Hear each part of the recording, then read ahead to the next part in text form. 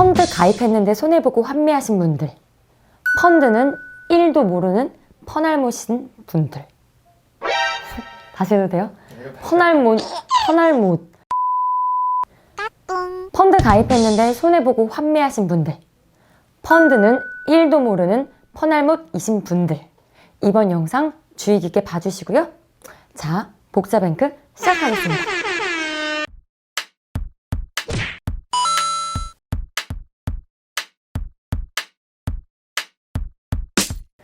안녕하세요, 복부인 여러분. 여러분의 금융멘토 복자뱅크의 복자입니다. 오늘은 펀드의 기초에 대해서 설명을 드리려고 해요. 감독님, 펀드가 뭔지 아세요? 죄송합니다. 펀드는 말이에요, 투자자들의 돈을 모아서 금융회사의 전문가가 주식, 채권, 부동산 등 다양한 금융상품에 나누어서 투자를 하고 투자에 따른 이익이나 손실을 투자자들에게 돌려주는 상품이에요. 그래도 어렵다면 이렇게 상상을 한번 해보세요. 내가 계모임을 하나 가입을 하는 거예요. 그 계모임의 계주가 바로 펀드를 운용하는 펀드 매니저가 되는 거고, 계모임의 계원들은 펀드를 가입하는 우리와 같은 사람들이 되겠죠? 투자를 잘 할 줄 모르는 우리가 각자 투자하고 싶은 만큼의 돈을 계주한테 주면 투자의 귀재인 계주가 알아서 투자를 해주고, 실적이 나면 돌려주고, 손실이 생기면 계주가 돈을 가지고 잠적을 하기도 하겠죠? 아, 펀드가 그런 거구나. 정확히 이해하셨죠? 그럼 가장 먼저는 펀드의 장점에 대해 알아볼게요. 펀드는 다양한 장점을 가지고 있는데요. 먼저 적은 자금으로 투자가 가능하다는 장점이 있어요.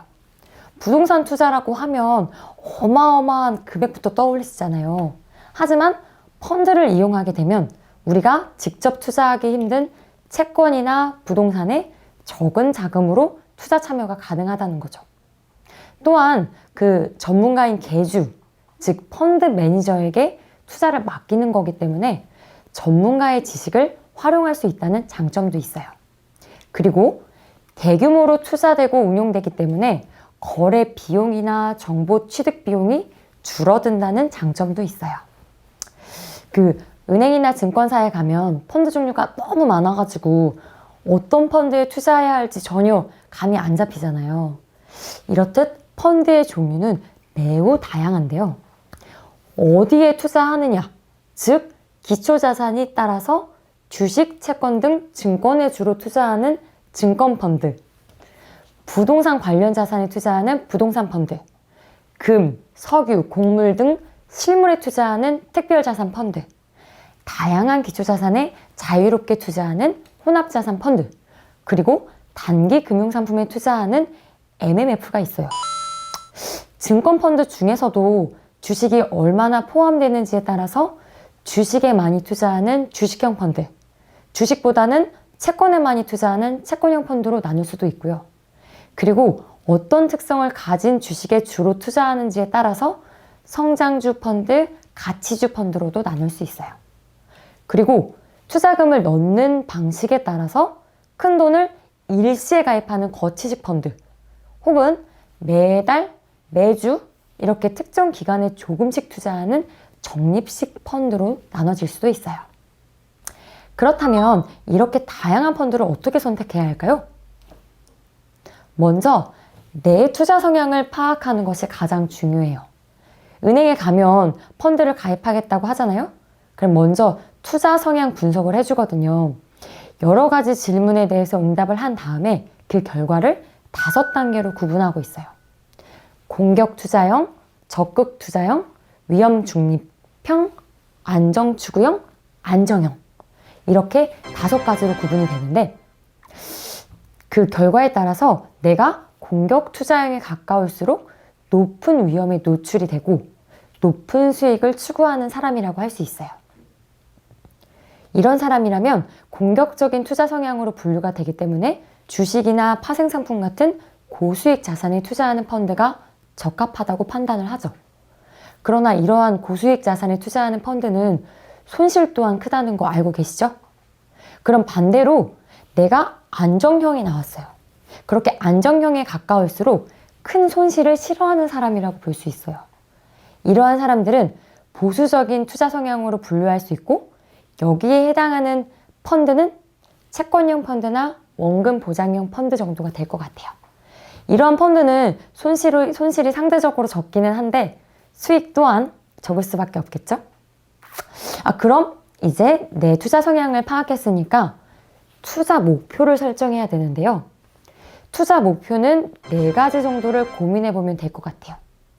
투자 자금의 성격이 어떤지, 몇 프로의 수익률을 원하는지, 손실을 어느 정도 감내할 수 있는지, 그리고 투자 기간은 어느 정도인지 체크를 하셔야 돼요.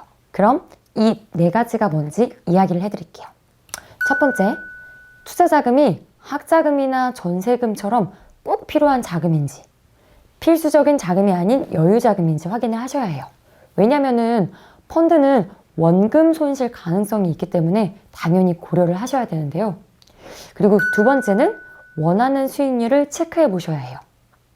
물론 원하는 수익률대로 나오진 않겠지만 시중의 예금과 적금 금리를 기준으로 해서 원금 손실이 없는 이런 수익률과 비교를 해서 내가 원하는 수익률을 계산해 보는 단계라고 보시면 돼요.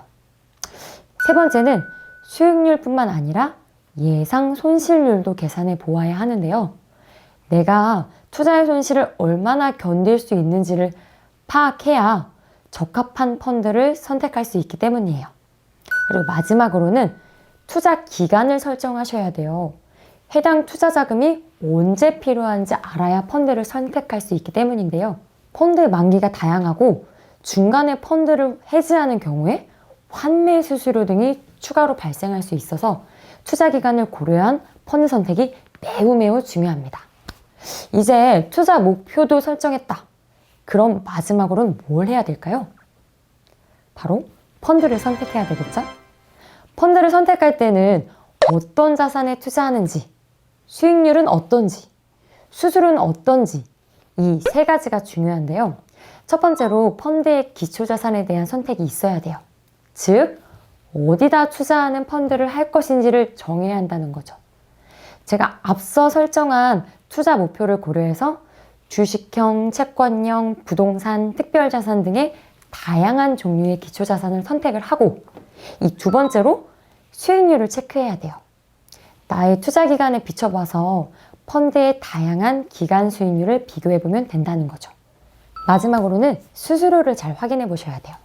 펀드의 종류에 따라서 또는 어디서 판매하는지에 따라서 수수료가 다양하기 때문에 다양한 판매 채널을 비교해서 저렴한 펀드를 선택하는 것이 훨씬 좋겠죠? 그리고 펀드 가입은 증권회사뿐만이 아니라 은행, 보험사, 우체국 등 다양한 곳에서 가입이 가능해요. 각 기관을 직접 방문해서 가입을 할 수도 있지만 요즘에는 온라인으로도 많이 가입을 하기도 하거든요. 그래서 온라인에서 가입을 하는 경우에는 수수료 같은 비용이 오프라인에 비해서 훨씬 저렴한 경우가 있어요. 그렇기 때문에 온라인에서 먼저 비교하는 것을 추천해 드릴게요. 또한 온라인 전용 펀드도 있으니까요.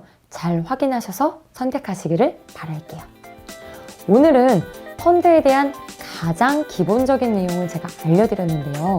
앞으로는 펀드 시리즈를 이어서 준비해 보려고 해요. 혹시 여러분들이 궁금한 점이 있으시다면 댓글을 남겨주시면 그걸 바탕으로 영상을 만들어 보도록 할게요. 그럼 복부인 여러분, 다음 영상에서 또 만나요. 안녕!